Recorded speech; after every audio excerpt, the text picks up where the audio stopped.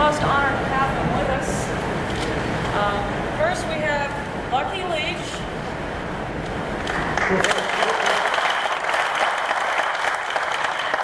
I think we all know Buckie Leach, the famous Buckie Leach. But just to give you a little background on Buckie, he studied under Jean-Jacques Gillet in Ithaca to receive his master's certification. And at that time, Jean-Jacques had an organization called the American Fencing Academy. It's no longer in existence.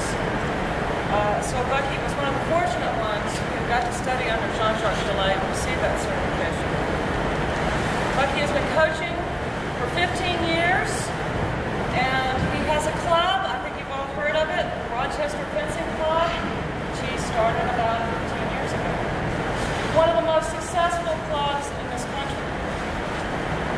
Buckie has coached several national champions, including Iris, who's here with us today, and Felicia, her sister. Yeah. And Ann Marsh. And this year, Felicia finished 22nd, or ranked 22nd in the world, and Ann Marsh finished ranked 8th in the world. Buckie is our current national women's foil coach, and he has been the national coach for women's foil for 6 years. So please welcome Buckie.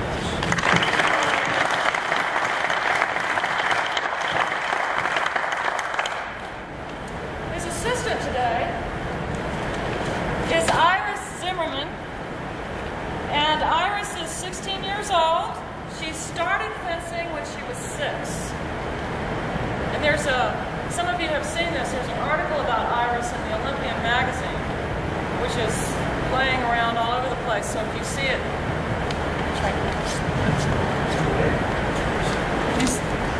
I think there are several of these in the visitor center. It's a very nice article about her.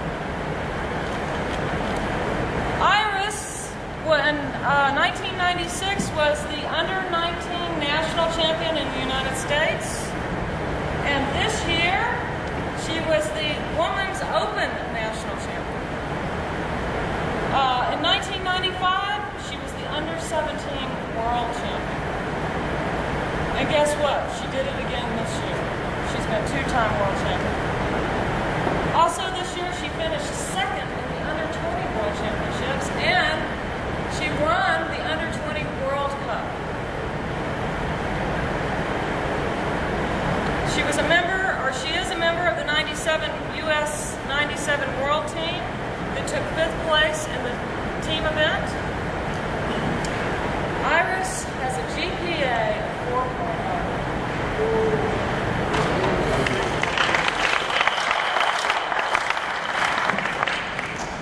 She attends the Rochester School of Arts, where she is an instrumental music major, and she plays flute and piano. She's fluent in Chinese, and most importantly, she just got her driver's license.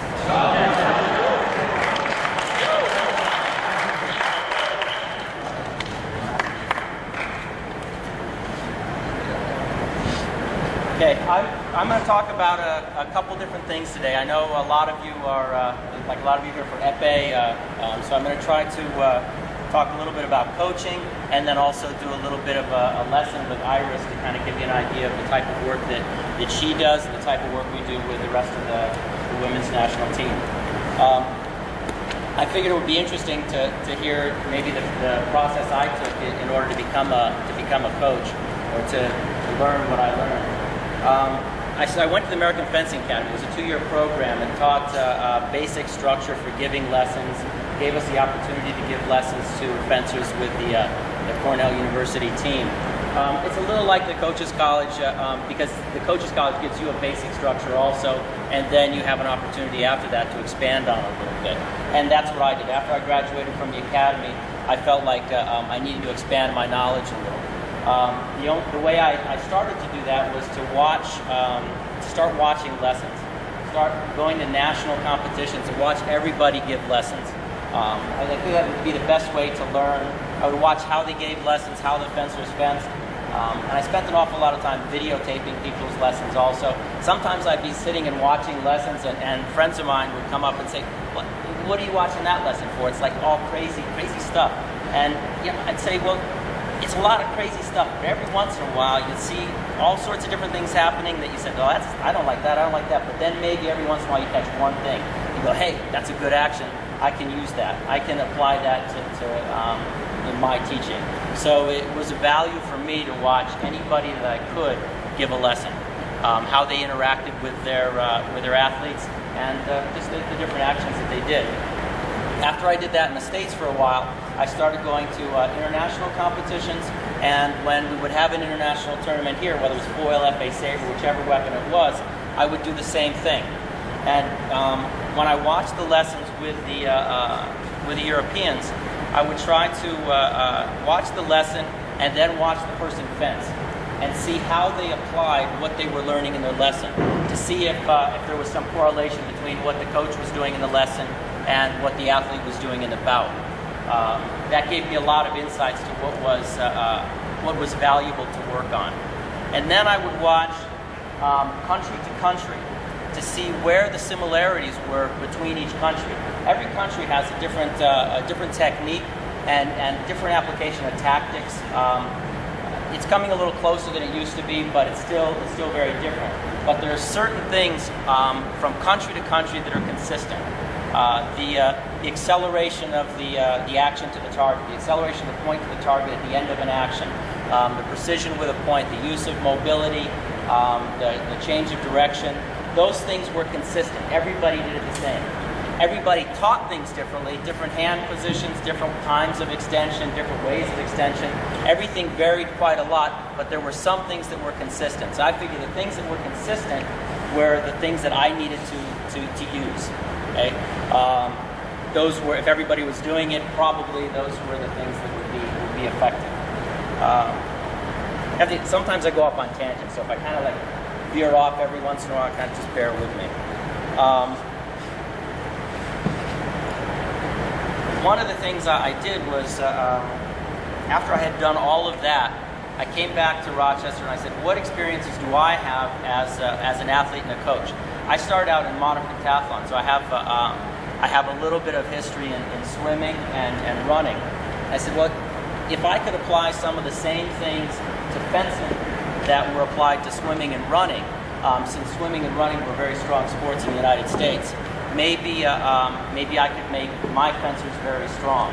In the States for a lot of years, fencers didn't train like athletes. Fencers trained with fencing like a hobby, a couple times a week, and they weren't very serious. They didn't have weight training programs. They weren't on running programs. It was sort of go in, take your lesson, fence for a little while, and go home. That didn't seem to make sense. So I knew the Europeans trained more, and I knew our athletes trained more in other sports. So when I put the club together, that was going to be my focus. Train hard, like we do in other sports, take the things that the Europeans were doing well and they were consistent with, and apply those to my athletes.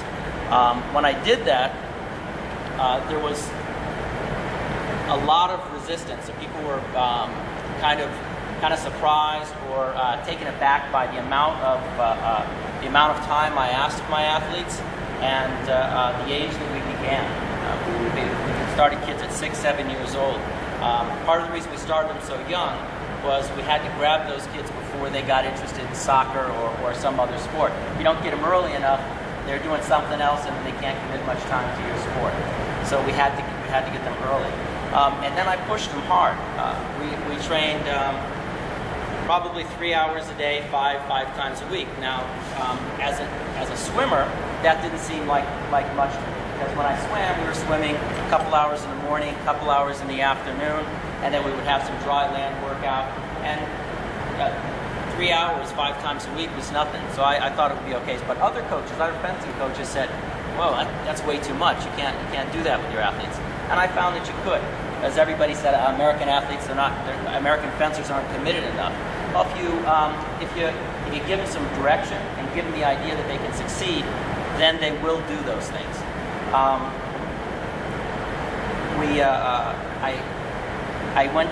I needed to get my athletes to train a lot, but then I needed to get them to go to competitions a lot. I needed to get them to go to competitions, international competitions, which meant they were going to have to miss school. So that was a concern. How could I get kids out of school and still have them keep good grades? School districts often say you can't miss a certain number of days of school. You have to be there this many days. So we stressed in our program academic excellence.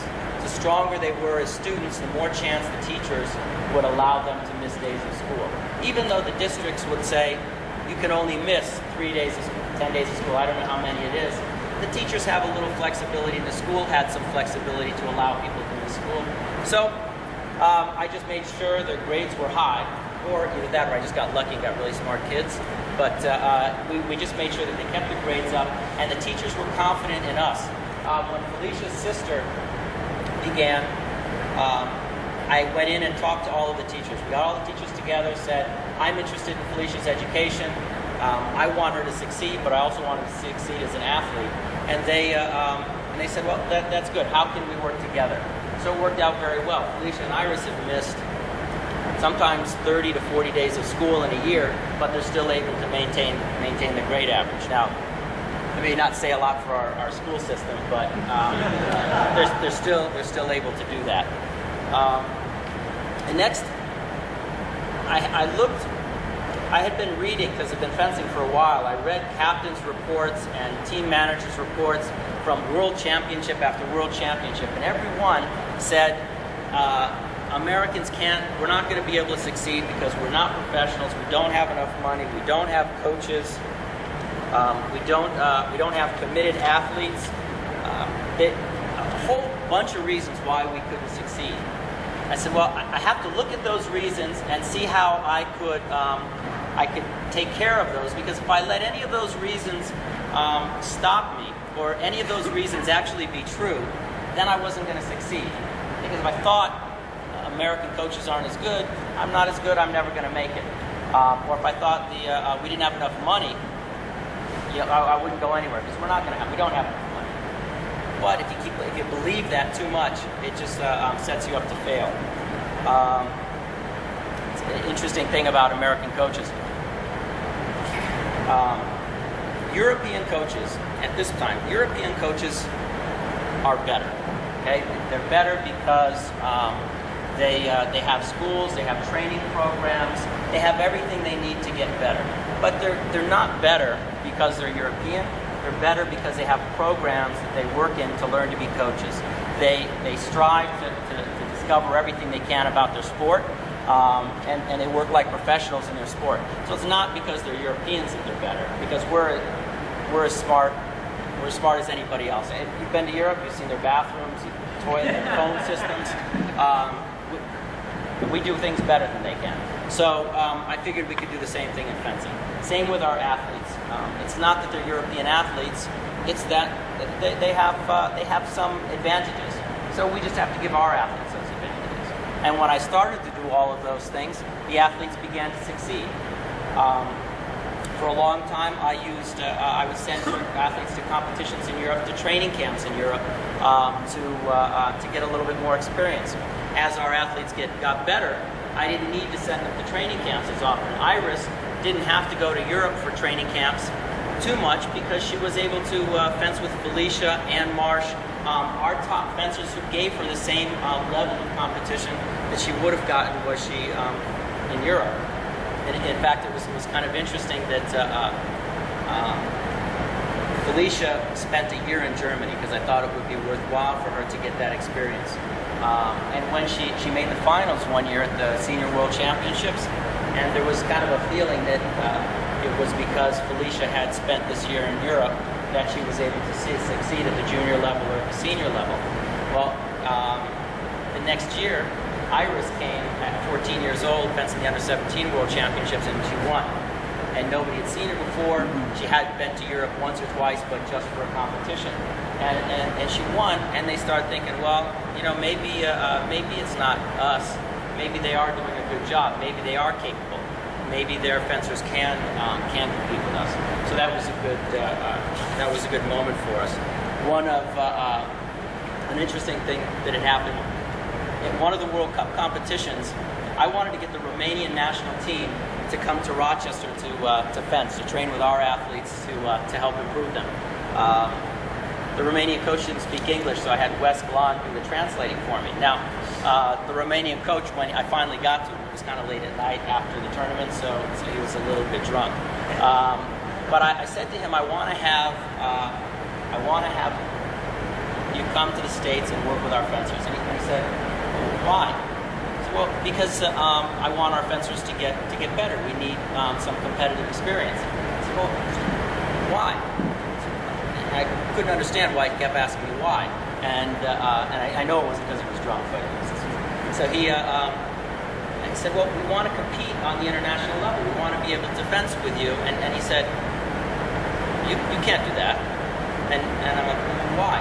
Because in his mind, there were all these reasons. He had all these reasons. Americans were never going to make it. They weren't organized. They didn't have the coaches. They had the same reasons in his head, also, but. And Wes was getting mad because he thought Americans could do it, and he couldn't understand how the Romanian guy could feel that way. And I thought to myself, if the Romanians had come to Phil Jackson and said, "Can you bring the bulls to Romania so we can practice with them, so we can get good?" Phil Jackson's response would be, "Why? You're never going to make it." So finally, I told him I'd pay for him to come and give his athletes some money also, and he said, "Okay, he'd come." And after a couple weeks, he stayed for 2 weeks, and he saw that our athletes were taking lessons in the morning and then practicing at night, and the coaches were working hard with them. And he said, well, maybe you guys can succeed because you're working. He didn't realize that there were people working that hard, and he didn't realize that American athletes would do that. So it was a surprise for him to see that level of commitment on the part of athletes and coaches. And now he's seen some of our results. We still can't. They still beat the crap out of us every time they fence us. The Romanians, they're just an incredible team. But we're developing more respect internationally. So that was a neat moment for us also.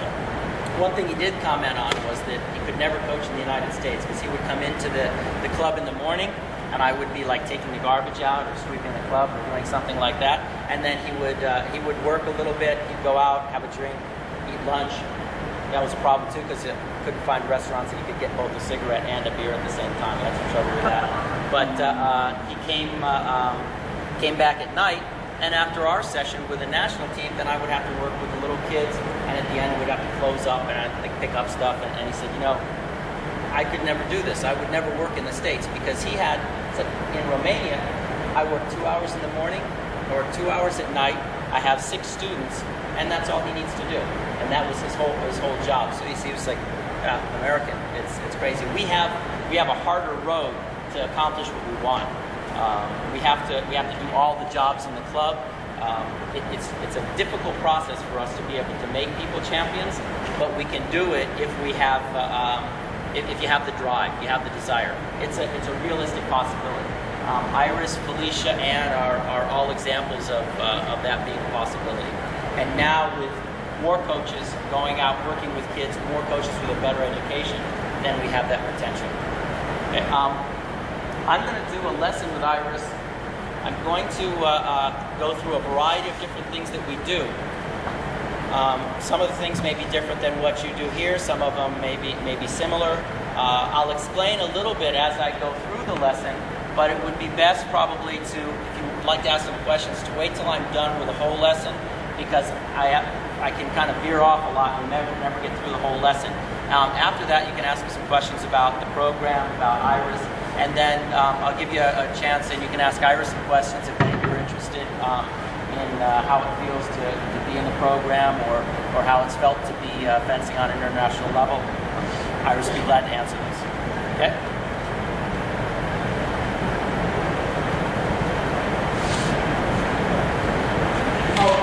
One of the other things that I did, I'm predominantly a foil coach. When I went to the American Fencing Academy, I learned to coach foil, épée, and saber, and I did that for a while. But then I decided that, in order to find out and discover as much as I could about foil, I had to focus on it. I had to make foil my one weapon and learn as much as I could about that. And I focused on women's foil. Women's foil and men's foil are a little bit different. It's changing now. They're getting closer and closer as coaches start to teach women the same way they taught the men. It's getting to be a much more similar game, but there's still some differences. So my focus has still been women's foil.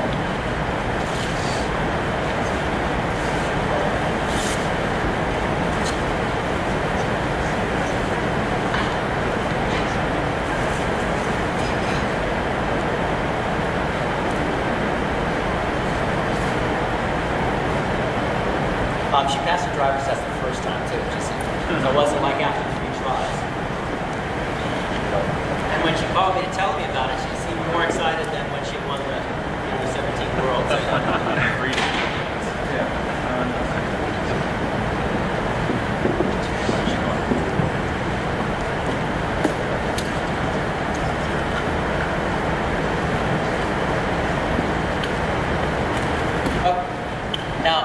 Some of the things that I talked about, the acceleration of the point to the target, the sharp actions, the use of the distance, and the mobility are things that you might want to look for.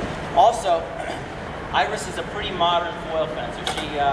She uses both more traditional actions and also some more modern actions that are used in the game today.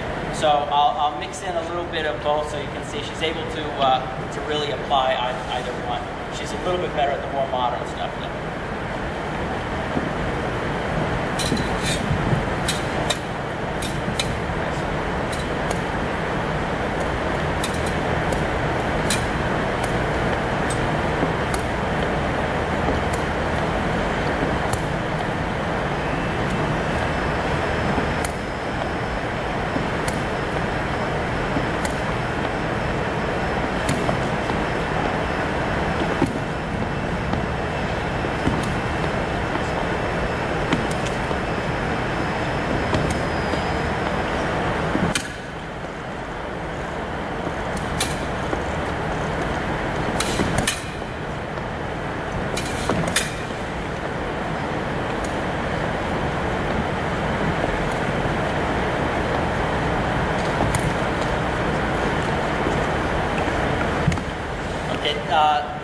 Simple exercise. All she has to do is step. When the distance is close enough for her to hit, she makes the hit. If she's relaxed, her shoulders relaxed, she's watching the action. It's open eye, an open eye action. So she looks. If I parry, she receives it. If I extend and the distance is close enough, she extends and hits me. If I extend and the distance is a little bit longer, then she takes my blade. That's real simple action. She extends very early if the distance is close. Extends early, or she could extend very late if the distance is farther. There. Oh, she doesn't extend until she's close enough to hit me. If she extends when she's too far away, it's really easy for me to pick up the blade. And the speed at which people are picking up the blades now, it's very dangerous to get your arm too far out in front of you because they can pick it up a lot of different ways, and it's more dangerous. Falls down there. Easy standing step. Half step.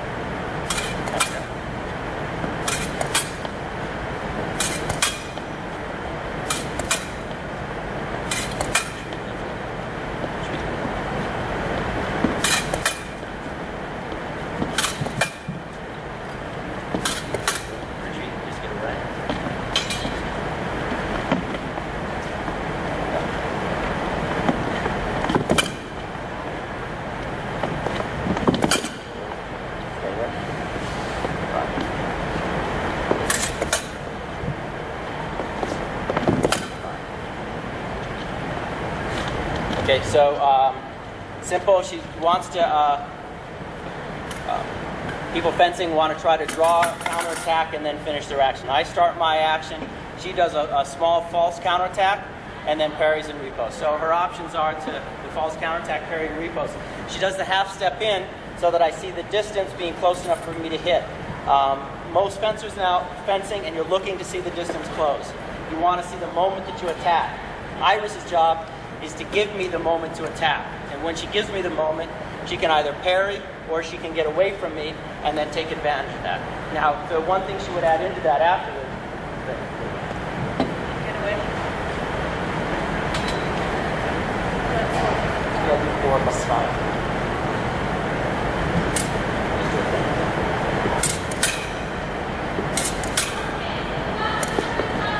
So now she puts in, she knows every time she goes false counterattack, she parries, or she goes false counterattack and gets away and then responds to me. I'm going to go with a more compound action. I'm going to do a feint disengage. I'm going to pull my arm back.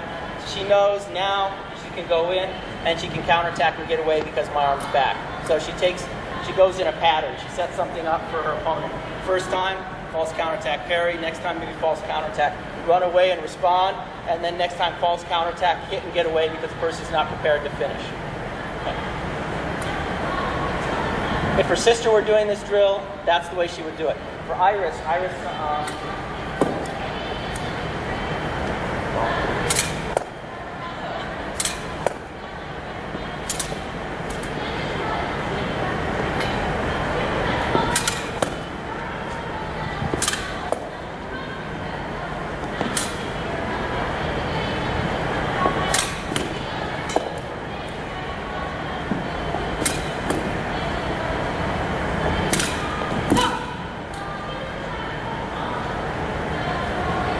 uses the shoulder a lot as an option.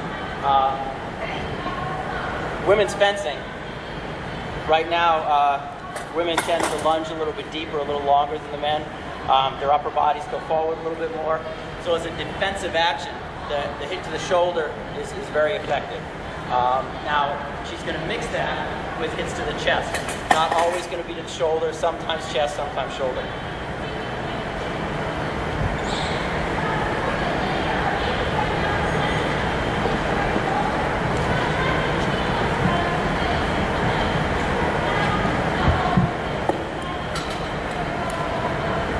Okay, now we'll just do a whole series of stuff that we normally do.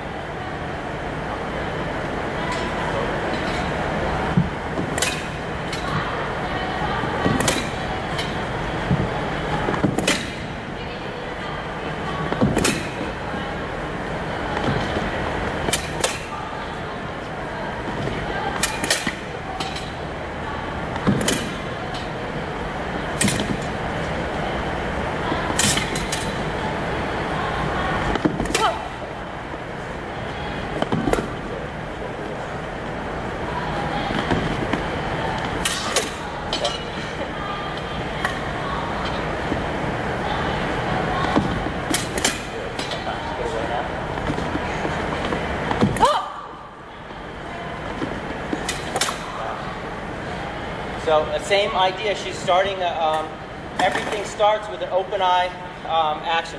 Slow beginning, her front foot moves very slow. She wants to see if I'm going away, if I'm staying still. She watches for my response. If I step in or stay still, she just hits me in the chest. If I go away and attempt to parry, if I go away a little bit, but I keep the distance still close enough, she feints and makes me parry. If I go away too far, she breaks off the attack, allows me to start, and she may run away from me and then start an attack, and sometimes she'll break it off, and as soon as I start, she'll make a beat attack on my preparation. Am I working harder than you? No. It's a tie.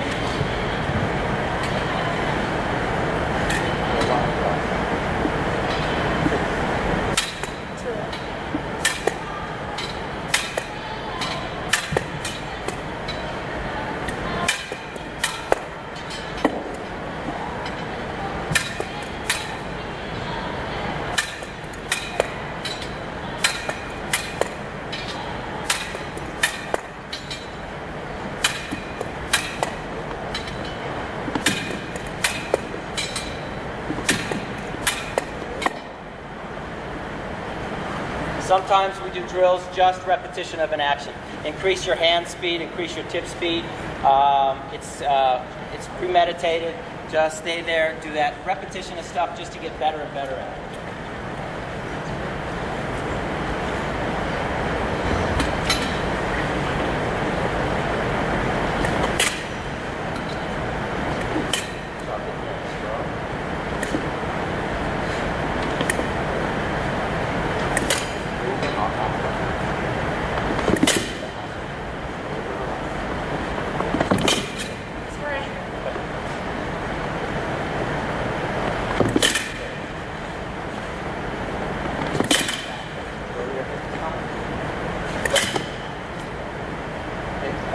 simple feint disengage and justifying it with a distance.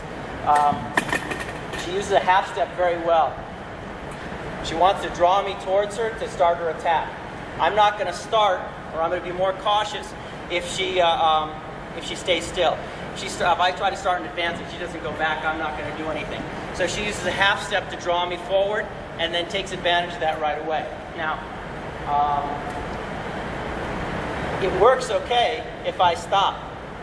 If I don't stop and I continue, because I've started the action, the touch is going to be against her. All right? So she starts that feint disengage after I've started my advance. So she'll use the feint disengage sometimes, and then sometimes she'll feint and then parry and repost. So twice in once. Okay? I get hit once. I get caught each time trying to parry. Now I say, I'm just going to finish, and then she's going to parry and repost. So she's planning each time.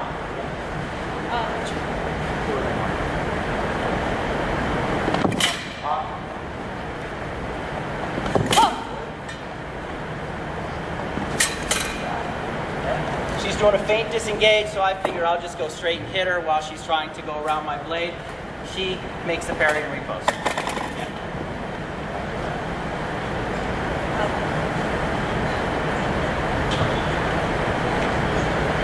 Now, when I work, if you saw her sister in her work, you would see a big difference. You see a lot of similarity in the types of actions that they do, but the method of the hit is very much different.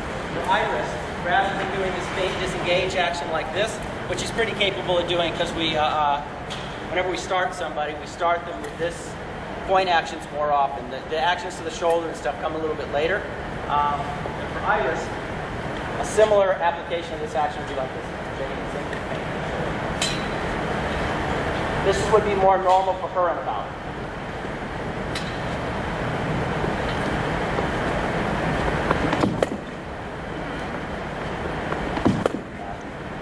So it's the same action.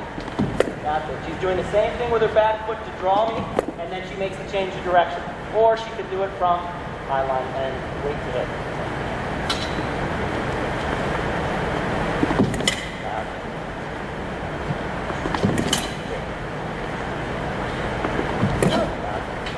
Okay, so for Iris, she would make her actions more that way.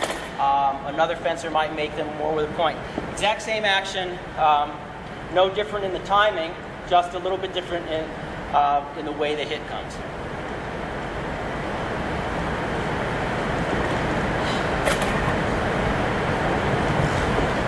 So far, up until that moment, every action was an open eye action. Okay, each time she was looking to see what I was going to do. This time she was doing I call them premeditated actions. You use foreseen. It's a foreseen action. She knows what she's going to do. She's trying to draw me. As soon as she draws me, she makes the change of direction. All right. Modern fencing, again, we talked about people wanting to come at you with open eye. Right? They're looking for the target to hit, and they're looking for the moment. So Iris's job here is to show me the moment and the time. Okay, she wants to give me both. Sorry, the moment and the target area.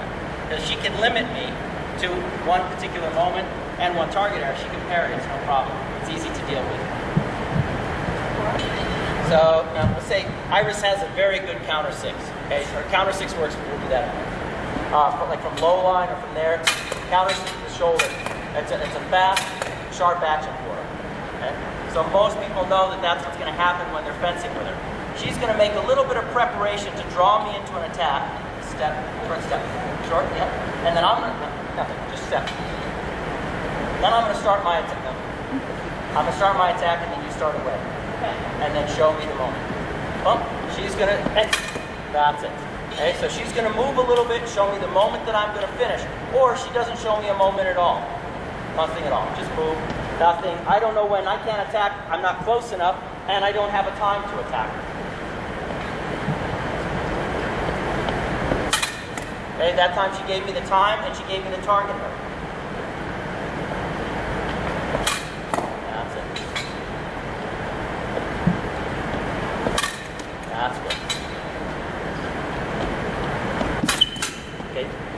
Last one was a little bit different, right?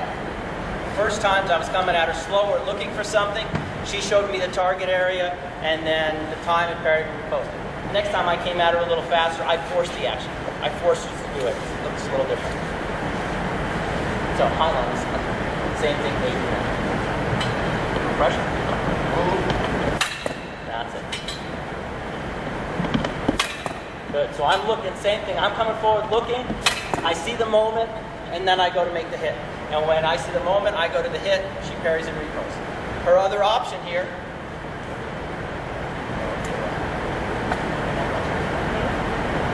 Yeah. Maybe go with a brush my shoulder. Okay. So she lets me start. There. Sorry.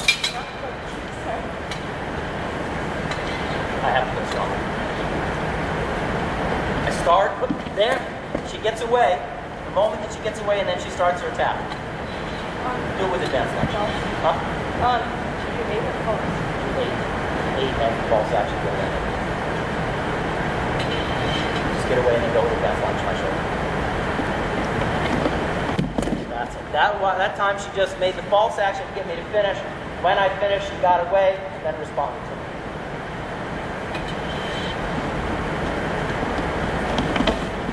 That's it. But there's a problem. Anybody? Problem with what she's doing? Any ideas? Would you finish? Would you finish your action at that distance? Right? She's stepping in very much. It's like little, okay? So it's not enough to get me to finish. Probably what I would do is see her step in like that and see the distance long. I would like make a feint and then pull my arm back, chase her some more, and then hit her, okay? So she has to do something to make me definitely want to finish. And she's got to be brave. Okay, she's got to step in deep enough to make me finish. Okay, because if she's chicken and only goes in a little bit, she's going to get hit. So it's got to be confident.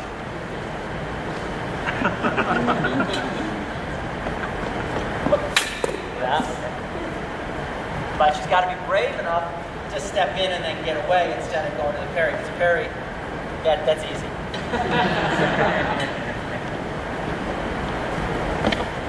That's it. One more guns. That's it. There you go. Okay. So she wants to try to draw me into finishing. Now, does that look like foil? So it's like, yeah, it's like saber. Okay. Foil fencing is getting a little bit more like saber. The footwork is getting to be more like saber. Partly because a lot of the hits are coming with flicks, with this type of action. And when you do that type of action, you're only going to one target, one spot. Okay? With a point, you can hit, and then you have a whole lot of area. So you can, like this. I can hit all the way in there. A flick only has this one moment it's going to hit. So it's easier for the person to make a little feint and then get away, because I'm only going for one spot. With a point, the spot I'm going for here, but if it moves back a little, I still have the chance to hit it. So distance becomes very important. And for the person who's using the flick, distance is equally important. It's very easy to step in, very easy to get away. So it may look like kind of an exciting, fun thing to teach, but it takes a lot of concentration on the distance to be able to use it effectively. So you want to make sure your athlete has good control of the distance before they start to use it. Now Iris can mix up her game. When she fenced at the World Championships under 20, one bout she fenced, she chased the person, hit with attacks to the shoulder, almost at like 15 touches, just went into the shoulder, went into the shoulder. Next person she fenced was like, well, I'm not going to let you hit me on the shoulder, so she would try to stand up more often. Iris starts to go to a different target area, go with her point, or maybe be a little bit more defensive. Next bout, she's fencing an opponent who chases her all the time and tries to do the flick. Every action, Iris runs away, and then every once in a while, when the girl gets a little more excited, starts to go faster, Iris steps in. Then she runs away like 6-7 times, maybe pretends to parry, and when the girl makes a faster attack, Iris steps in again. So she has a very complete game. It's come from a lot of years of bouting and a lot of years of taking lessons. When you see her fence sometimes at a national event, or you see her take a lesson, you see a lot of actions to the shoulder, a lot of actions to the flick. But there's a whole lot of other stuff that's gone into her program, into her development. She's able to do quite a lot of quite a lot. The one thing that she needs to work on or needs to improve is her mobility. It's pretty good. She's pretty fast. She's pretty mobile. But we came back to the Senior World Championships this year, and we said, well, the juniors really can't get away as much. They can't catch her as easily, and they can't get away. But the senior athletes who've had a lot more experience can get away and can catch her very often also. Catch her doing this, okay? So we need to increase her mobility. So when we go home for about a month, that's what we're going to work on. Just controlling the distance, speeding up her change of direction, those types of actions.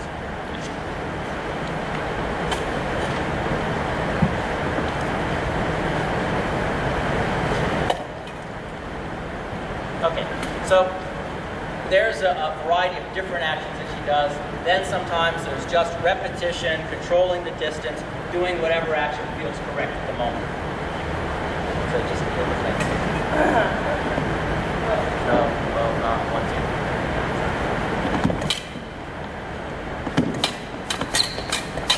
Good, that's it.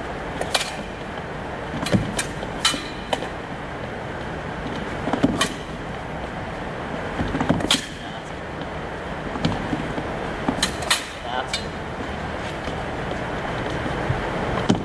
Good. Okay.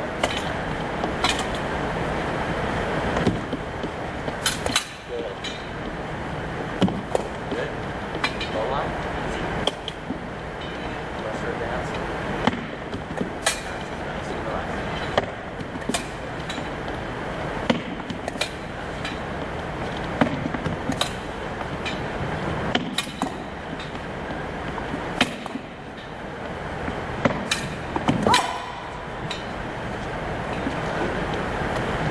So sometimes just she doesn't need to know exactly what to do, and what she does is very important. For a long time, I was chasing a lot to make the hit, and we started to have her stop instead of continuing, stop her action, draw the other person forward, and take advantage of that. So every once in a while, there's like, she's not sure if she's supposed to stop or if she's supposed to go. And then half the time, I'm not sure maybe what she's going to do either. Which is fine. As you grow as a coach, and as each of you start, as all of you start to coach more and more, your athletes will give you a lot of answers to questions that you might have. When I started coaching with Felicia, I would say, okay, do this action, and then I would have an idea in my head and stick my point out and want her to do something. Well, she wouldn't do what I wanted her to do, but she'd do something even better, and I'd be like, whoa, that's pretty good. I'm going to use that instead of my idea. So you learn all the time from your own athlete. A good way to coach too is if you watch your athlete fence, and then you find out like what they do, and they do something really weird. Then like next lesson, teach them that thing. That way when they do it again, go, yep, we worked on that. So you can always feel pretty good. So you're always like happy with what you're doing.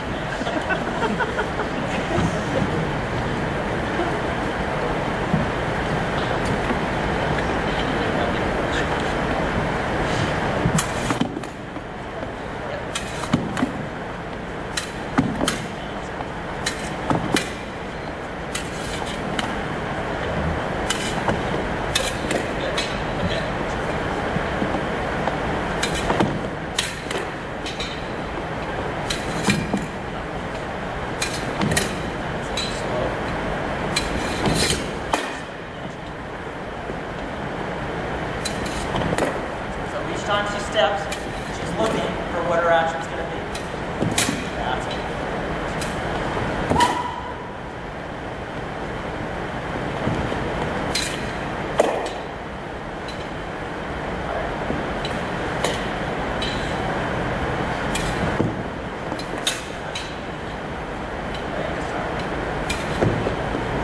Right? So she takes over the action. That last action, I got away from her, I chase her, she gets away, and she responds. I watch people fencing all the time now, and they get away all the time, but they never respond after that. You have to take advantage of that moment after you get away. I don't know what Used to be in foil. Up until a couple of years ago, we would say that was the attack. I would attack Iris, she would get away, and then she would go, and it would be her attack. From saber, we started to call that, and around the world it started to be called the repost. So I attack her, she gets away with a distance, and then she responds. So it's really my attack and her repost. So you use that? Okay. So, what distance? So, nobody really takes advantage of that moment after you get away. You kind of relax and go, whoa, I got away. Cool. And then you start defensing it.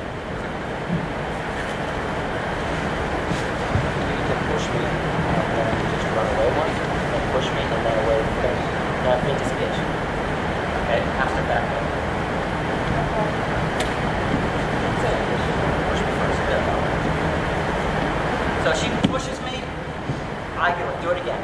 Pushes, I get away, I feel comfortable, she starts to move away. Pushes, no. Yeah. Half step back. Stop. She pushes, allows me to there, and then she makes the change of direction. Push it.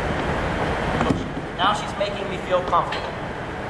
She does it again, she makes me feel comfortable coming forward. That's it. Okay? She makes a change of direction. Now, remember the half step we did earlier when I was stepping and she did the half step back and went? This is the same thing. She uses a half step and then catches me. Now, this could happen. Good. Keep going. There. Way. That's it. That's it. So I decide to make a fast action. I do what I'm supposed to. I get away and go. But she's prepared enough to be able to parry and repost when I start. Okay? She got it right. Yeah, like,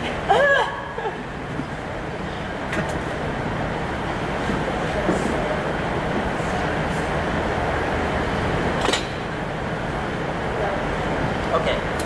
Point line. So like this is a whole lot of stuff. Okay? Is it too much? It's okay? That's good. Great. All right. It's not hard. Okay, use a point line.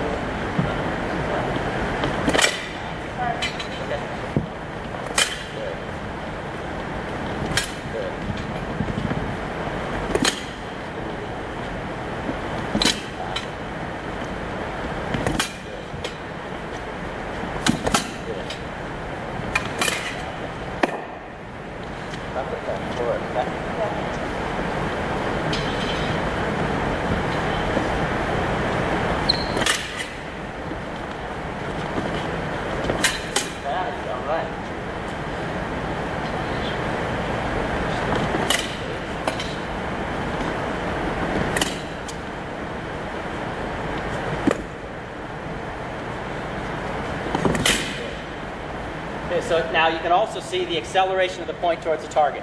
So she can use her point going forward pretty quickly, and she can use the action to the shoulder. She uses the point to keep me away. I want to chase her. She puts her point in line. If I come after her, she just deceives it. If I stop, she takes advantage of that moment and starts her action.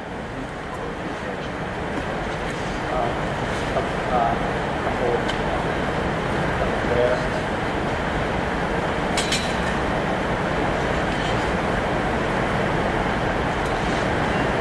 We'll do the same thing, close to the same thing again. And her step off of that, slow, just to see what she needs to do. I might attack.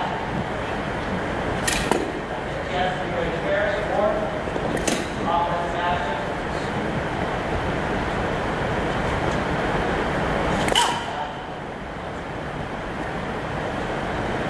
Now go to change direction. Hold on. Get this good deflection.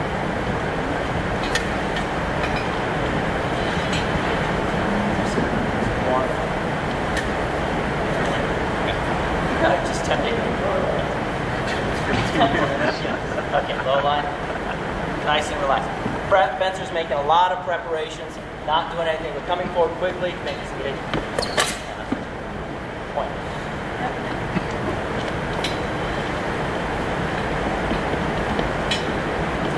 Yeah. Move it back a little bit. 4. I'm going to parry this time. No pressure? No, I'm going to parry 4. Okay. Don't blow on. Okay. So just simple action. I'm coming forward, not doing anything. She wants to make a feint disengage. It's a premeditated action, a foreseen action. You know you're going to do it. The person's coming forward. You know what parry they're going to do. You're not feinting to see the parry. You know which one's going to happen.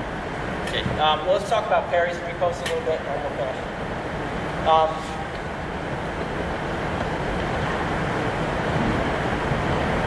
Modern fencing requires a couple different types of parries than what you're normally used to seeing.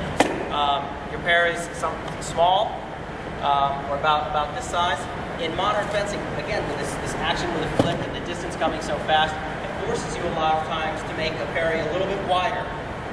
And one of the other things that modern fencing does is force you to make a parry out in front of you. You need to be able to make the parry out in front because most opponents don't give you the blade anymore. If I'm fencing with Iris, and I kind of leisurely give her my blade,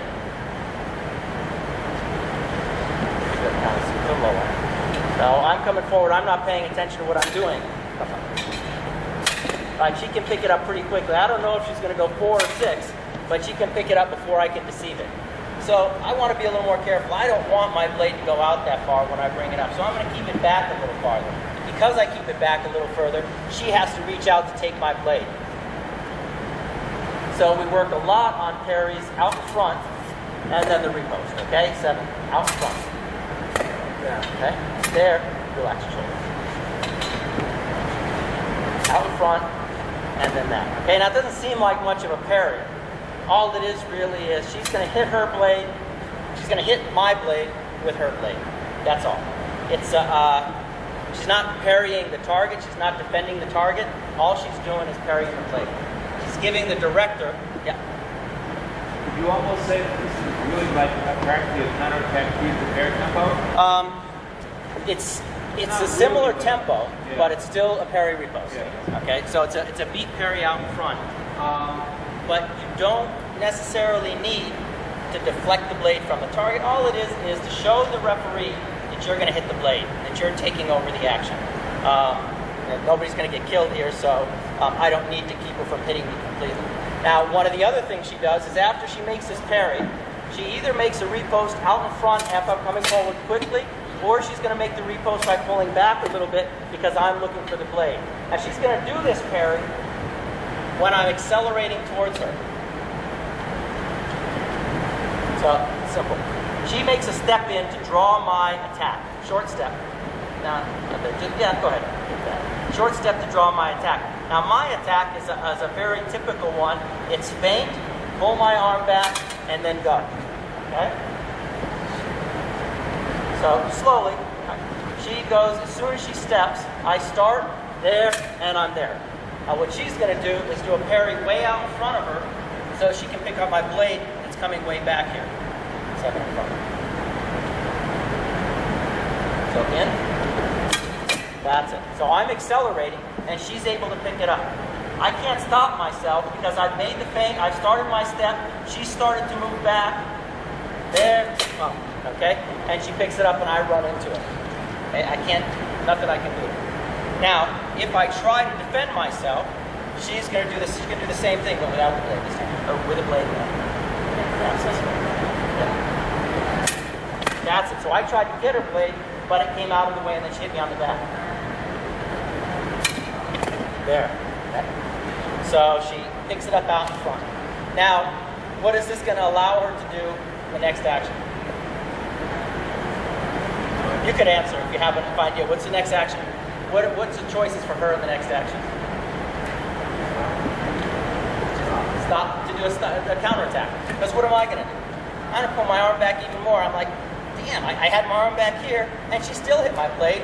I'm going to pull it back here this time. And as soon as I pull it back there, then she's going to hit me with a counterattack. There's two options when I start to get away. Okay, so she hits and gets away. Little step in, short, quick step in to draw my attack. She hits and gets away. Or her other option, which is probably a little bit more simple for her, it's kind of hard to hit and get away against somebody. Step, just lunge. So she starts. I don't do anything.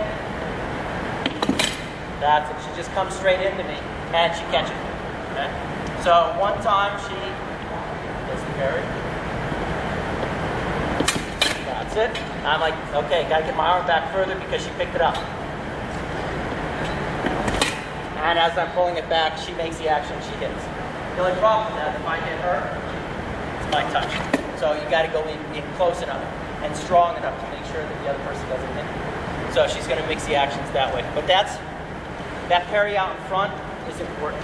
7, 8, 6, 4, it doesn't make any difference which one you use, but you have to be able to use it in front. And once you go for it in front, if it's deceived, you have a lot of room to come back and make another parry. If you always wait till the end, the person changes lines. And now, you notice that at the beginning of her lesson, what did she do when she advanced? She extended her arm. The first step, she extended. She stepped, and then she hit me. So now for the person who's going to parry very late, it's pretty challenging for him because she's stepping and she hasn't extended yet. She's just waiting for me to parry, and when I do, then she's going to disengage and hit me.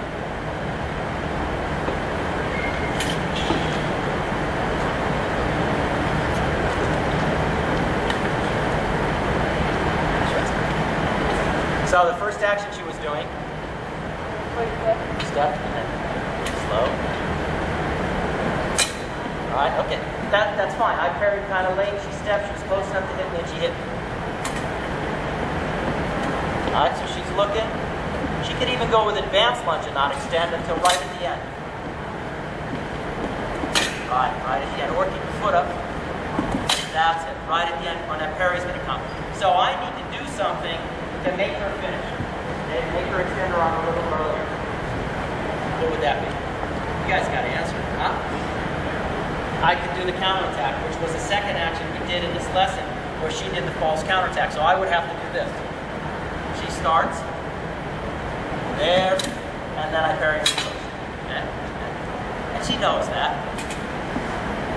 So when she sees that false counterattack, she still doesn't extend. So now I'm having more trouble. So she starts again, I do the same thing there. Now I get away, and then I start my action. So everything is all connected, and you keep varying those things, and it makes it very difficult for your opponent to get a fix on what you do. So you have to know each different action. I think I spent most of the time doing open eye stuff. Iris does a majority of that type of action. I found that I need to add more of the foreseen or premeditated actions into her game. She doesn't do them enough. She doesn't go just directly to the target often. We've added a parry and a repose with a flesh. Generally, she parries and then looks for a target and then hits it. Now she goes a little bit straighter more often. We have to add that into her game because it's a very effective action. Because waiting too long, people are learning to counterattack, false counterattack, get away, do a variety of things to keep her from hitting. So she has to come up with another answer. Okay? Why don't you get a drink? And that's like a whole lot of area. But one of the key things that you'll see is she has good acceleration to the target. And she has sharp parries are pretty sharp. They're always controlled. If she needs a big parry, she'll use a big parry. If she needs a small parry, she'll use that. If she needs to go straight, she can do that. She has a very complete game. Best fencers in the world can do everything. You may only see them do a few things, but they're able to do all of the things that any of the fencers can do. It's like every once in a while, you need to train it so that if they get in a situation where they need it, it probably is going to happen automatically. So most of the time, Iris is parry, repose, but that person stands up in the middle of the attack and she makes the repose directly. And she can do that because she's trained to do that also. And that sometimes happens just automatically. There's a contrast, her and her sister.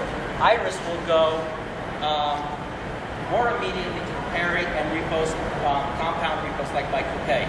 And then as is a premeditated action, parry and repost directly. So more often she'll do this repost, but if she needs to, she goes to the parry and repost directly. Her sister, different body type, different look, slightly different, much different personality. Her sister usually will go more direct, and then as a premeditated action, go compound. Okay.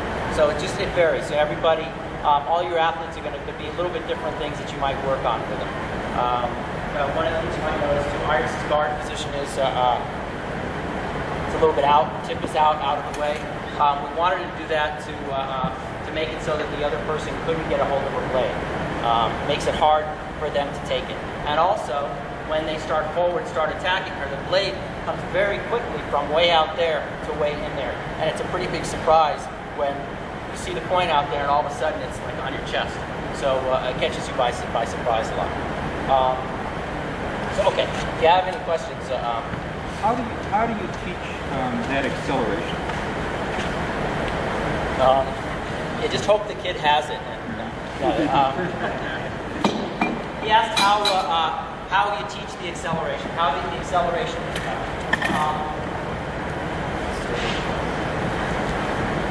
First of all, you just got to have the idea that you want to teach it. Okay, more than anything else is that you say this is important to have the acceleration of the target. We start with the kids. She'll be on guard, her hand is pretty relaxed, and we're starting at a pretty close distance.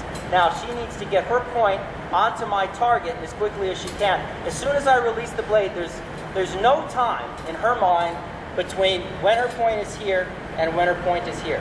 Okay? That's zero time. So there. So from that moment, there's nothing. Okay? Quick, just the tip. That's all that moves. Now the distance is longer, same thing. The moment that my blade leaves there, she has to be hitting the target. And everything is directed right towards the target. If you're in a fairly relaxed position to start from, it's very easy to do that. Saber fencers do it better than anybody else because they don't have. It's easier to teach it to them because they don't have something that they're hitting. Saber fencers are hitting here, so it's easy to go fast because there's nothing that's going to be in front of them and then they're going to hit. It just goes up in this direction. Foil fence is a little bit tougher. You have to really push into the target. So your tip moves fast. Your hand, you squeeze with your fingers and you go to the target. But it's more a state of like a state of mind than anything that you're going to do. I have them hold the parry. I have two parries for. I have her hold the parry and then think about the repost after. So parry, repost. So there's no moment between when she releases the blade and when she hits me. Okay? It's not parry, come off the blade a little. No. Well, it could be that. It's not parry, come off the blade a little, and then go to the target. It's parry and directly to the target. Now for Iris, or for most fencers, there's two things. She either goes parry directly to the target, or she'll parry, come away from the target, and then go directly to the target. Okay? So one, she's either going directly to it, or she decides to go somewhere else. So she can parry repost with an advance, directly to the target, or there. So it's her choice. Either she's going to go slow or she's going to go fast. But she has to have the ability to go fast before she starts to go slow. Okay? And good speed, good direction to the target. If it's a repost by disengage, same thing. Parry, right to the target. That's it. Directly into the target. There's no hesitation. It doesn't go around slow and then go there. Okay? It's very quick. Unless she goes and wants to do it. But even when she wants to do it, the last part of it is very fast. So it's a lot of it is training. A lot of it is her foot position also. So there's a couple different ways. She'll step, and the acceleration is strong with the hand, with the arm, and the back leg. So everything here is slow, and then strong. Watch. Change that. Slow, and the back leg should be sharp. Fine, okay? So everything's sharp at that point. If I back away, then it's still sharp, okay? So everything is combined into being sharp like that. Another, same idea, but hitting at a different time. Step, and get as your front. Yeah.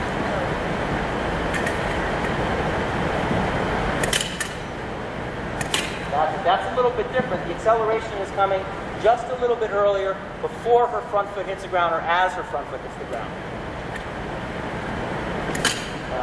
Okay? So it's there. Now, Iris can hit at a lot of different times because depending on the distance, that's when she has it. What we showed you earlier, this is an interesting, that's an interesting drill. I'm just going to do advanced lunge really close enough. She's going to hit when she's close enough to hit me. She's not going to bother with a hit until that moment. And it's going to come at different times. That's it. It could come early, there, come really early, there, or it could come really late, depending on where I am. So she has the ability to extend and hit any time. If she does it with just a lunge,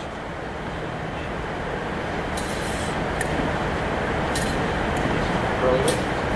That's it. Early, very, very early sharp hit, or in the middle, all at once, or at the end. So any of those are possibilities. One isn't any better than the other. The one that we do first, obviously, is the one where the arm goes out first. But she's able to do all three. So if she needs to in a bout, she can do that. Okay, so does that help? It's mostly the acceleration to the target is mostly deciding you want to do it. What helps also is,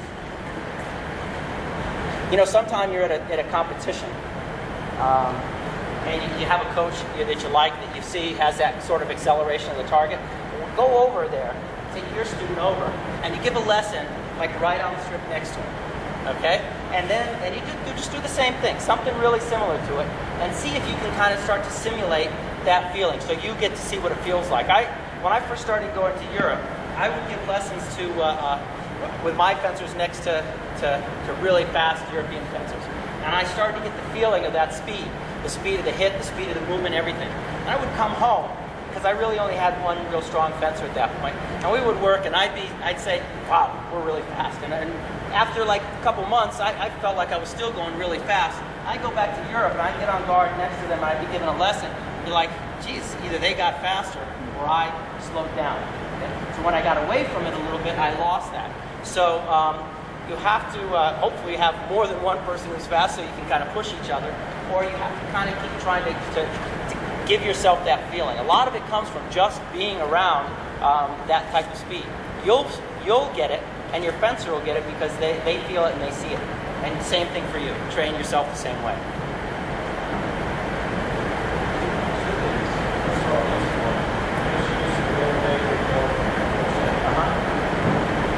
I hate those big rubber things that you get caught on the guard and then sometimes you pull the weapon out of my hand and it's got a thing on the end of it, but it tries to break over.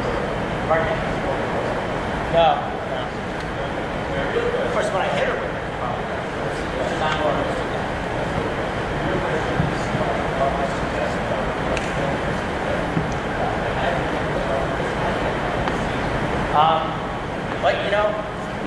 but he's asking about how to defend against the flick, against that action. There's a variety of things to do.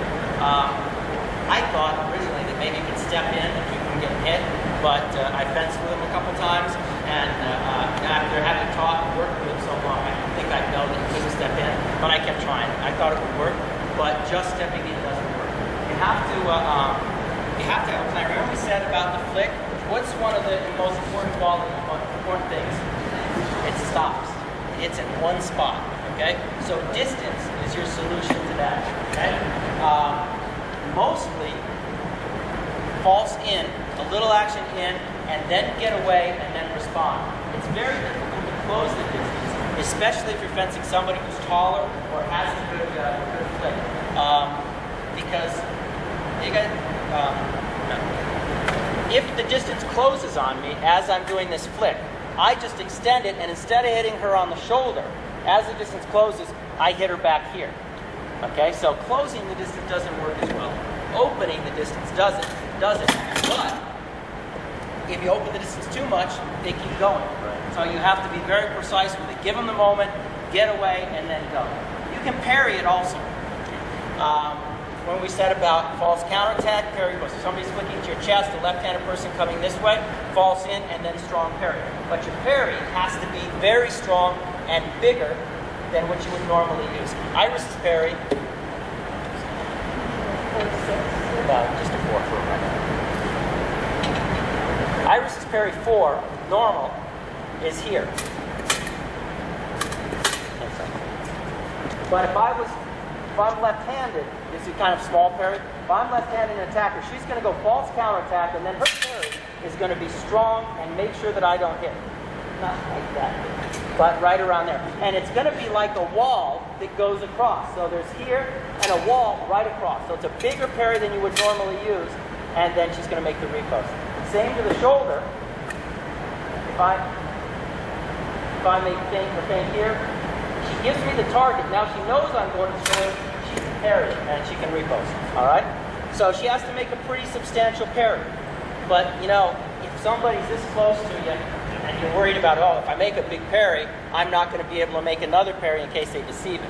Well, if somebody's this close and about to hit you, and they deceive your first parry, it doesn't matter how big or small it is, they're going to hit you because you're just that close. So you don't worry about it.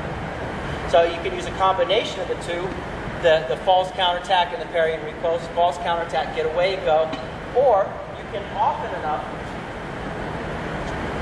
run away, and then have to step back. So I'm starting my attack, and each time Iris is running away and using false parries, right? So that I start to try to make a more and more compound action, and then she attacks into me. Or she uses a half step back in flesh, or half step back in advance. Let's keep the distance very close. So she's running away, and if she has to do it 30 times, it doesn't matter. She just keeps doing it over and over until maybe I accelerate. She does a half step back, draws me, and then steps in.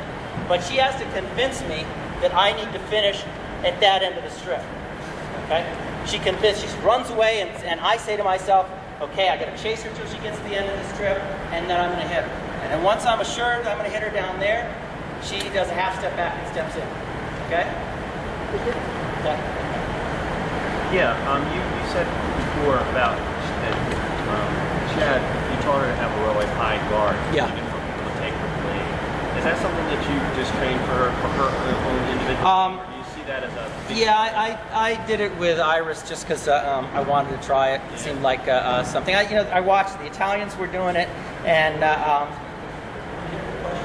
oh, I'm sorry. Why does she have the guard position where she does, and do all of my students have the guard position there? They don't all have as high a guard position or their hand a little bit pronated. It was like I watched I was young, I watched the Italians and said, hey, that looked pretty cool to me. Maybe I would start to do it. And then as I started to use it, I saw some of the advantages to it and the reasons for it. Now I don't teach that position as often because I don't like so much the way we go to the parry. I teach it a little bit more this way, but with a point in the same spot. Okay, so the point is still out because I don't want the person to get the blade, but the hand is not pronated as much. I guess I wonder, because she's so strong with that herself individually, and stuff like that, maybe some of your other fencers are just... Yeah, it may not, no, may be strong enough. Felicia, her sister, stays in this position down a little bit lower. It's a more traditional kind of classic way of teaching. I started Felicia earlier when I was just coming out of my program, and I taught in a more, like a slightly more traditional way. But Iris does this. Iris and Felicia do the same things with different techniques. Iris makes her preparations like this to try to draw you into finishing, or try to draw you into attacking her preparation. And as soon as you think you can attack the preparation, she hits you, and she does. Felicia, on the other hand, draws you more down. She's down here. She's drawing it a little smoother this way, and she goes to the point more often. But it's kind of the same idea. They both want to see if they can get you to counterattack at the wrong time, and then they're going to finish and hit you. So both of them use that same type of action. They both use the false counterattack parry repost very often. Iris just makes the repost a little bit differently. And the repost with a flick gives you a lot of flexibility on the repost. You can go all the way to the back, go to the shoulder, but it takes a lot of training to be able to do it. Yep. Frequency, length, the frequency varies on the time of year and what our goals are. That frequency and the length of the lessons. I tend to give fairly long lessons very often. But then I find sometimes that we have a little problem with overuse, injuries, and that sort of stuff. And then I have to back off and do shorter lessons. I found that usually I can go anywhere from a half an hour to an hour, hour and a half if I'm really mad. Probably a couple hours. I should stop when I get mad and say this just isn't working, but I kind of have a tendency to... You kind of walk away for a while? Yeah, maybe that's my business, is I walk away for a while. But I just want to try to get the action right, so I'm a little pig-headed when it comes to that. I don't break away from that action and come back. I'm just like, if it's the last thing you do, you're going to get this action correct. But I would say they go 30 minutes to an hour and 4 to 5 times a week. In the competitive season, maybe we cut down to 3 times a week, depending on the number of tournaments that we have. Iris, Felicia compete an average of twice a week. We'll have, twice a month. We'll have probably 10 international tournaments and 5 to 6 domestic tournaments. We need the tournaments in order to learn to apply. Hang on a second, just take a minute. We need the tournaments for them to learn to compete and to apply the techniques and the stuff that we teach them. Also, the format of competitions these days is 1 round of pools and then direct elimination or elimination with repechage. International tournaments are 1 round of pools and then a DE. So there's very little fencing at that level.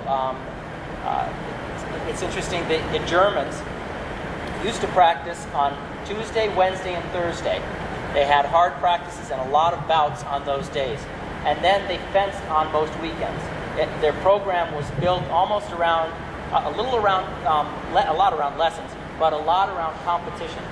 The competitions were 3 rounds of pools, then repechage from 32. It was a very big program. So they needed the time off, the Friday off and the Monday off, to recover from those competitions. And they were doing very well. Now, the competitions have changed, but the Germans are still doing 3 times a week, Tuesday, Wednesday, and Thursday, but they're not getting the number of bouts that they got in competition. So that's had an effect on one part of an effect on the level of performance. So we need a lot of competition, we need a lot of bouting. A normal practice for Iris is she comes in at 3 o'clock. She takes a lesson from 3 to 3:30, 3:30 to 4, depending on how far behind I am, and maybe goes a little bit longer depending on the time I have. 4:30 our practice begins. Practice begins with about 10 minutes of a game, or play floor hockey, or just some sort of a game to relax a little bit, to get people moving. And then we do 20 minutes of footwork. Again, depends on my mood. If I'm not in a good mood, then we do a half hour of footwork. If I'm in a better mood, maybe 20 minutes. A really bad mood, we just stop. So we have 5 o'clock, and then we start bouting. We bout from 5 to 6:30. It's an hour and a half of bouting. We're fortunate in that we have a big enough facility and we have enough strips that everybody bouts the whole time. There's one of the things we do is they bout the whole time. I don't let them sit down. So there's no chairs in the gym. They can't sit. They just have to keep bout after bout. I'm going to change that, and I'm going to put benches in the room, because having them not be able to sit and not have anywhere to sit is easy. It doesn't take any discipline to do that. I figure if I put benches all around and tell them they can't sit, it's another way to get discipline out of it. But so that's the practice. It's a pretty intense practice. There's not much hanging around. I get them in and out as quickly as I can, because one of our issues for American fencers is time. We don't have the time that the Russians have, like an enormous number of drills that they do, games that they do, footwork games and everything. But when you've got an athlete from 10 in the morning or from 8 in the morning to the whole day, you have time to do all of those things. Our system doesn't allow us to do all those. So we have to make our system as efficient as possible. Short period of time, a lot of bouting, a lot of lessons, and everything has to be very efficient. You were first, sir.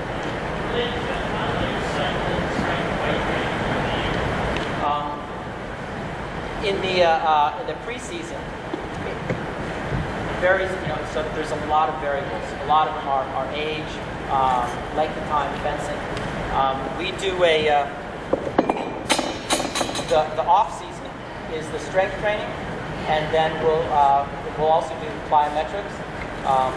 In conjunction with that, we'll do normally, if our system is working well, but it's very hard in fencing because the season is so long There's the junior season, the senior season, they mesh together. So periodization is a hard thing to do in our sport.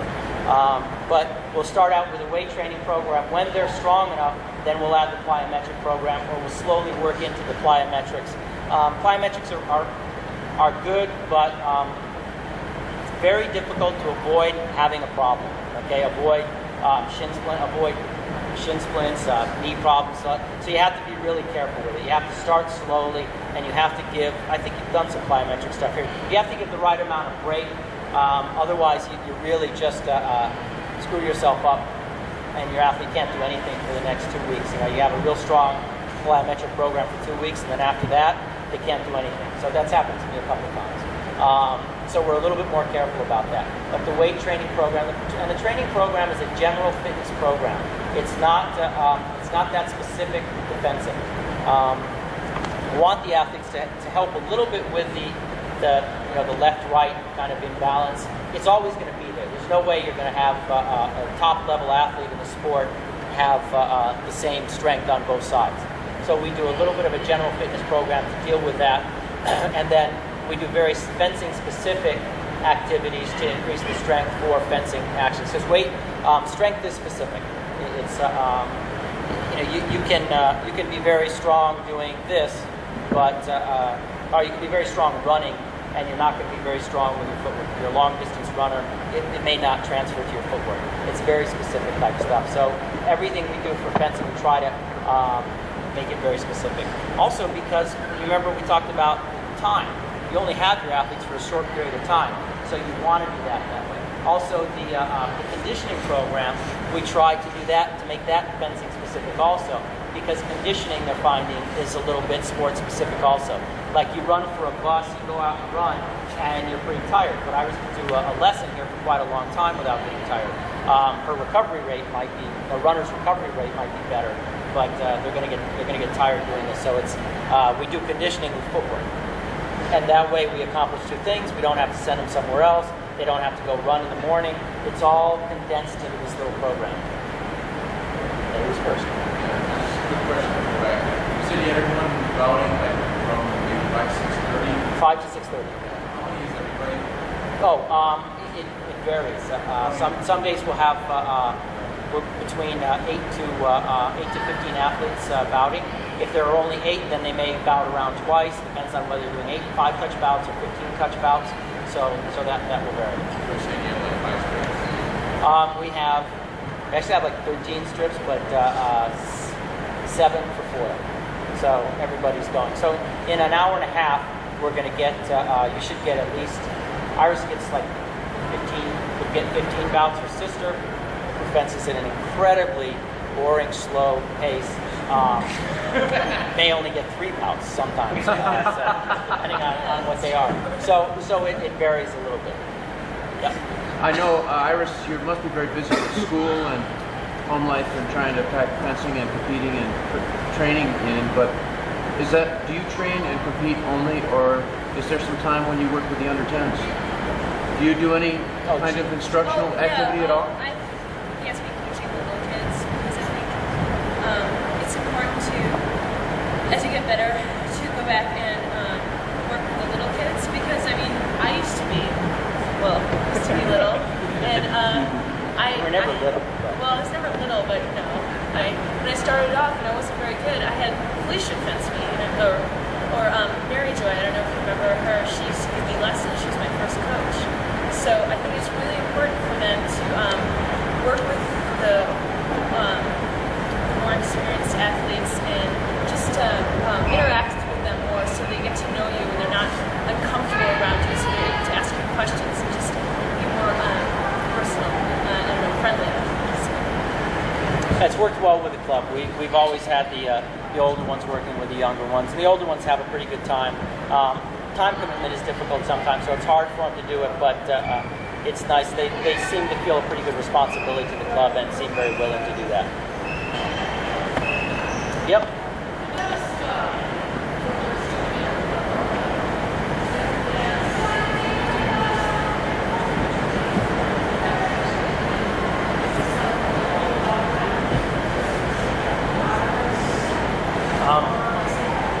No. be quite so obvious. We didn't hear the question. She asked if the footwork patterns are consistent with all the athletes, or if it's something for Iris. Like she may do a 2 steps back, next time half step back and change direction. Those are consistent with everybody. We just had a camp. Andrea was at a camp with young kids, 11, 12, 13-year-old kids from around the country that we brought in, and we were introducing these ideas to them the same way. How it applies in your bout will vary, but all of the athletes will do those types of things. All of them will use maybe 1 step back and then half step in to draw the finish, 2 steps back, half step in to draw the finish, or just simple change direction, or maybe retreat, change of direction. They all use that. It's supposed to be at not always at the same time, and the time is supposed to vary a little, but everybody uses it. But I showed you that Iris can do it with the feint disengage, but she can also do the feint peg. So how the handwork that goes along with that action may vary from person to person.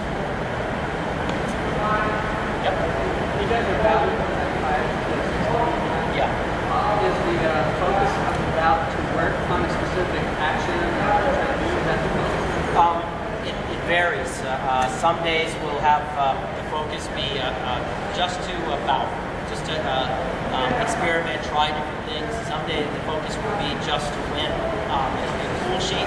Some days the athlete will choose. I want to do a couple bouts with this person, just kind of relax, but I really want to beat the crap out of this person. Okay, so it may vary a little bit as to what they're going to do or what they're assigned to do. We spent last year, the pre-Olympic year, with all of the fencers that were trying to make the Olympic team. There were about 8 women, all vying for 3 spots on the team. And for 2 years, every day, everybody tried to just beat the hell out of each other. So it was a little stressful, but it was everybody improved, got better, but it was a very difficult program. We need to add more time in there just to kind of have fun and fence with each other. Now we mix in more team events, more fun stuff. I do a little more fun stuff than I used to do when I was beginning. Now I give them both. Yeah, I'm soft on that. I'm giving them more breaks or giving them more variety, but they're also getting better, and they don't need to train as often and as hard. Okay? Do you have any questions for Iris? Anything you want to know from her?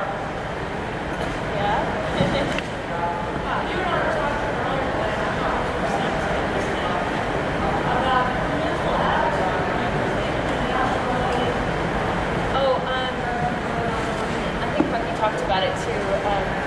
When I went to the Junior Worlds this year, there were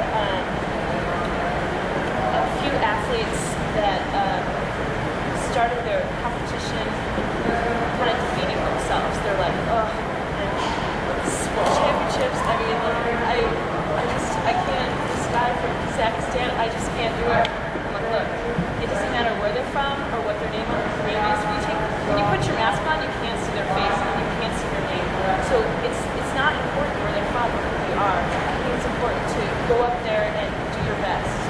And it just really frustrates me when I see a lot of the American athletes that I know that can do well, but they've already defeated themselves before they even got to the strip to fence the Europeans. Right, because they're Europeans. I mean, I think I had someone come to me and they're like, oh my god, I need to fence someone from Mexico. I'm like, relax. Just have a good time, have fun, and do your best. I mean, we train right now. I feel that we're doing a lot better and we're training a lot harder. So I mean, I think we're training just as much as they do. Like Felicia and whenever we're nervous, we always get together. We're like, okay, we know we train as much as they do. Let's go out there and let's do some hero work. That's what we say. So. It's an interesting point because we allow ourselves to believe that they are strong. Now there are a lot of very strong European fencers. There's also a lot of really bad ones, and there's a lot of strong European coaches, and there's a lot of bad ones also. Maybe we should bring bad Europeans over to the United States and fence for them so that we could see that it is easy to beat them. One of the things I noticed, we brought woman who was on the Chinese national team. And sometimes I have trouble articulating this thought, but she was on the Chinese national team. She was on the Olympic team. She's ranked 32nd, 36th in the world, right around there. It was at a circuit event, and she was fencing with, she fenced with Felicia, and she fenced with Ann Marsh. And she fenced with Iris also. During that competition, I kind of sat and watched, and I didn't say anything to my fencers. I kind of sat in the audience. And and now Anna's ranked 8th in the world. She was ranked 8th in the world. I would listen to the crowd when the Chinese girl would make kind of a neat touch, and it was like, ooh, you heard like, oh, that was really neat. Anne would make a nice touch, and there was nothing. Nobody was like, whoa, that was a neat touch. It's like we believe so much that they're better, that like they could do the exact same action, and you'd be like, whoa, did you see that? And then you miss the American tool. Okay, we defeat ourselves too much that way. We have to look that way. Half of the kids, I bet you that kids have a fair amount of respect for Iris on the U.S. team or in the States. I don't know why. They do. But if Iris had won the under-17 World Championships a couple of years apart, was the #1 ranked junior in the world, the kids in this country, and that was an Italian or French or German, the kids in this country would be a little bit more in awe of her because she was a European who had done that. But she's an American who don't seem to be so excited. It's like it's not the same. And this is a tough thing I have obviously articulated. But we have to, when we see our athletes, we have to believe our athletes are incredible if they've done those things. Now Iris doesn't show it. She's generally fairly well-behaved and pretty humble. So she's not make people feel as though she's a real strong fencer. But I see them, I hear them talking about the #2 person from Germany, or the #3 person who's French. And I hear them saying stuff, but I don't hear them saying, well, I'm not scared of Iris. They're more scared of the #2 German than they are the #1 person in the world. So we create a situation for ourselves that is very dangerous. We have to learn from the Europeans, understand them, but we can never forget that we can be just as good as they are. Or better. Yeah, that's better.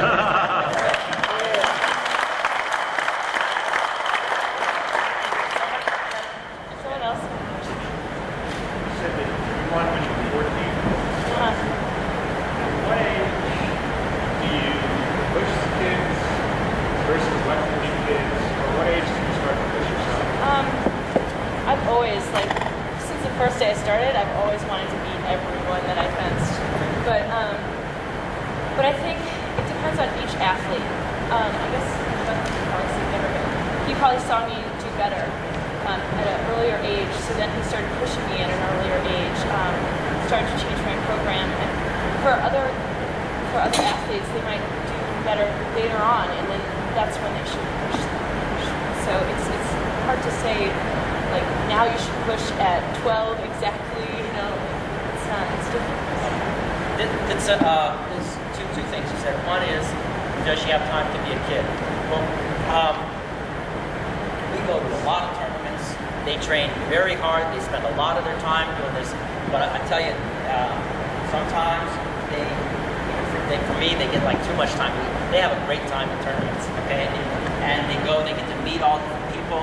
They get to go out sometimes with French, with Italians, with Germans. So it's quite an adventure and quite a fun thing. A lot of people use with athletes, they say, well, athletes are sacrificing this in order to achieve this. But I don't use, I try never to use the word sacrifice. It's not a sacrifice, it's a choice. The kid makes a choice that they want to be the best in the world at something. And when they make that choice, then they have to restructure their lives. They may not be able to go to that party on Friday night with their high school friends, but the day after the World Championships, when every kid from every country is having a huge party, they get to go to that party. They get to meet so many different people. You're 15 years old and you got to go to the Louvre. So which is better? Yeah, I get to go to the Louvre. I got to have a beer with my friend one night. Okay, so so they don't sacrifice it. They make a choice, and they really do have a good time.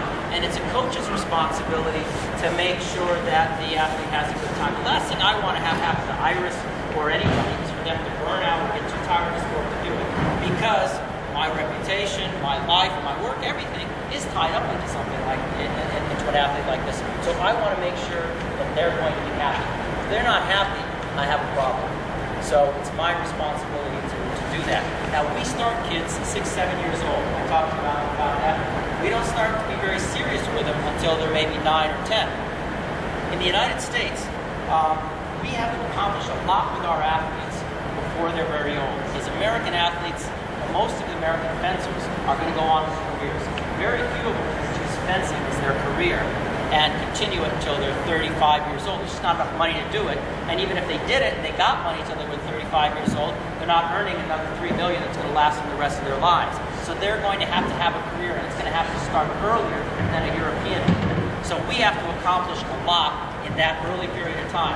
So we almost have to start early and work harder earlier to develop our athletes.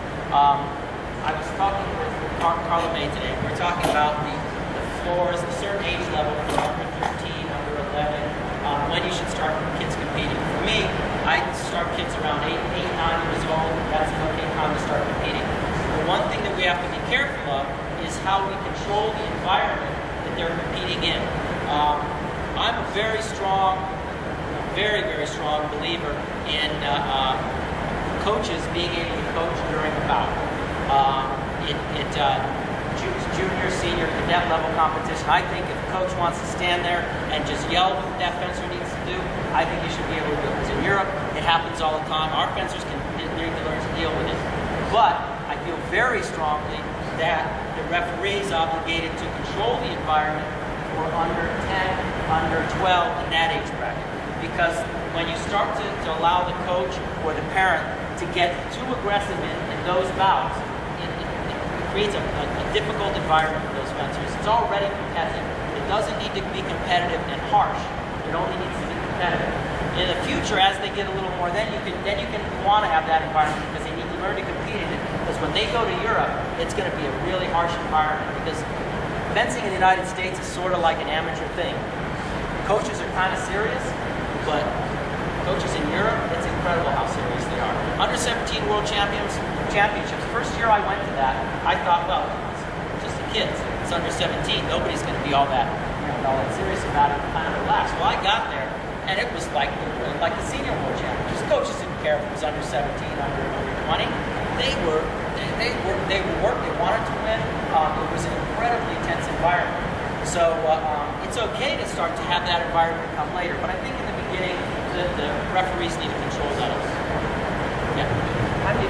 How do you approach it with the parents in the first time? Like if they're like younger, they're like 6 or 7. I mean, how do they enter in, and how do you approach the parents on that About how to behave? Or do you have them, the kids come in, try it, and then as they tend to gravitate towards it, get them more involved? We have a program where the kids come in, they work with the other kids, they try it the first time, it's free. If they like it, then they continue, and then they have to pay. We'll do 2 things. Either I will, or one of the coaches will single out, we'll look and we'll say, this kid's got a lot of talent. So we go to the parent and say, the kid's got a lot of talent.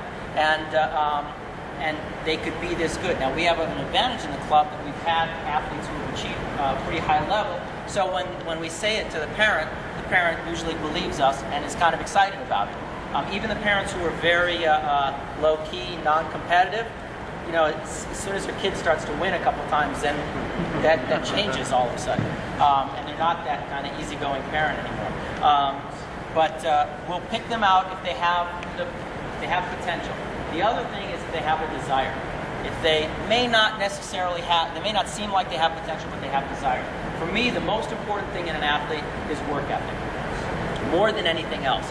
Iris and Felicia are good examples of athletes with this incredibly strong work ethic. They don't have a huge amount of physical talent. Iris looks pretty strong, okay? She's a big kid, but if you were to take her and you play catch with her, you'd be like, whoa, where'd this kid learn to play catch? She can't play catch. You throw a ball, And if she actually gets it and doesn't bounce off her chest, that's pretty good. And her sister, it's the same thing.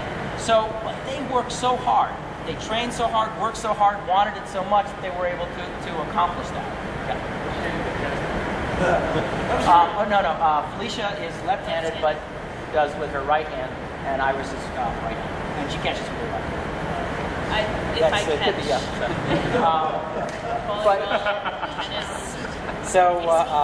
That's the way we do it, and we have a system. One of the things that we make very clear to our parents is that it's the coach's job at a tournament or in practice to be the critical person. Okay, you can be positive, but also the critical person. It's the parent's job to be the positive one all the time. I got mad when I first started coaching. I would be really irritated at a kid for doing something just stupid in a bout. And I'd be coming over to tell them, how stupid that was, and their parent is telling them how stupid they were. And I'm like, damn, now I can't tell them. Now, because both tell them it's too much. Okay, they need to have somebody there who's always going to be positive, and that's the parent's job. And the coach needs to be positive also, but you also need to be able to do critical assessment of things, and that's where it's the job of the parent to go, oh, there's a lot of but I still love you. So her mom is one of the ones that I constantly need to remind that Iris is okay. So we try to control that as much as we can. We don't bring our parents along to competitions as much as some people do. We find it to be a little more effective to have the kids travel with a coach and a manager. Parents kind of stay at home. And the parents seem to do okay with it. They get some time away from the kids, and we take care of the kids well enough. And then we don't have to deal with a parent wanting to take a kid here and one wanting to take a kid here. We have it all kind of a controlled environment. If you talk to people about Rochester, I think that the information you'll get is that we have an extremely controlled environment. But it's important. I see it happen in other sports, and I think it's important in our sport. Yep.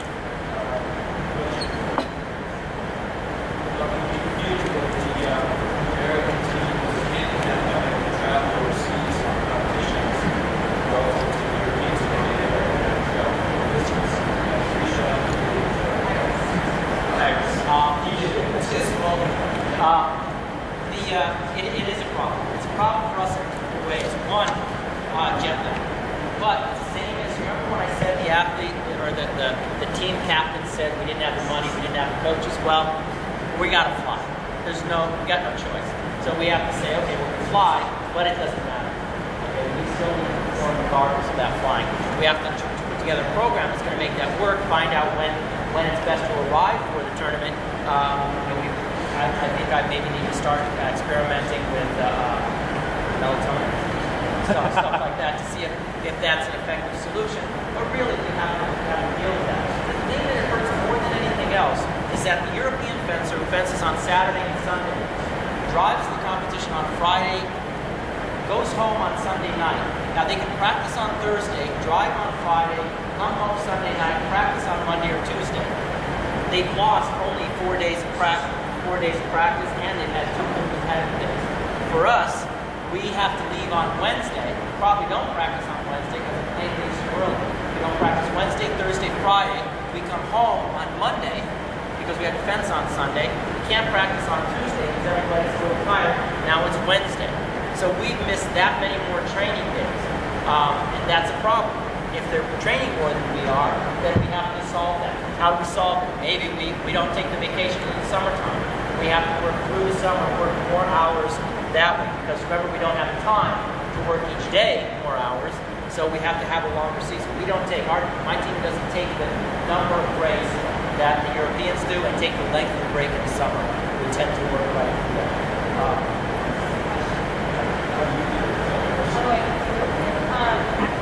Just have to, because just going over there, multiple times, the experience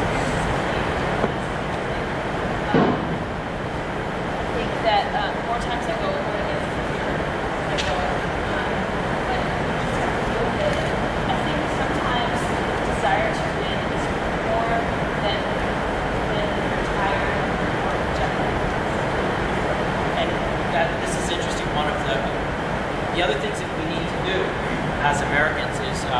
we need to control every part of our training that's within our control. When I first started going, I went to some tournaments, and we went to the big tournament in Budapest. We would arrive one day, we'd have a few days before we fenced, and the kids would say, geez, can we go walk around the city? Okay, yeah, go walk around the city. And then they're like, would it be okay if we went, like dancing? We'll be back by midnight, and we just want to go out and dance a little bit. And then, okay, and I'm being nice. And then, who knows if they have a drink or not. We just had an 8-hour, we have a long flight, we're a little bit dehydrated because of that. Maybe have a drink, so more dehydrated. The next day, we're practicing. Well, geez, my legs really hurt, my knees hurt, and practice is not as good as it could be. So what you've done is, by wanting to do some of those other things, you've hurt your potential for performance by not having as good a practice before the competition. You haven't controlled everything that's within your control. We don't have as many good opponents as they have. Remember, we said maybe we don't have as many coaches, maybe we don't have as much money. We're going to add things to that. We're going to add going out more, drinking more, whatever it is. We're going to throw those things on top of all those other disadvantages we have, and then we're going to try to compete against them. For them, it's not a big deal. They're just driving there, and also they're already the best. You're already the best. Do you know who Gregory Kirienko is?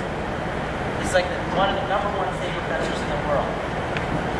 Gregory Kirienko would probably drink a bottle of vodka the night before he fences, and the next day win the world championships. He's the best guy in the world, but he did an awful lot of training, an awful lot of preparation to get him to be the best person in the world. If I were someday, if you can do that, I'll let you. But until then, we're going to try to control everything so that everything is perfect. So that if we screw up in a competition, it's because either she made a mistake or I didn't give her the right advice. Somewhere, it's going to be or the opponent was just a lot better. But it's not because they were tired because of the flight. They're tired because they stayed up too late because of any of that stuff. Yep. What do you think made get together all? And it's impossible. When I was in Ithaca at Cornell University, Andy was there, and it's almost impossible for me to have like a serious conversation. So go ahead.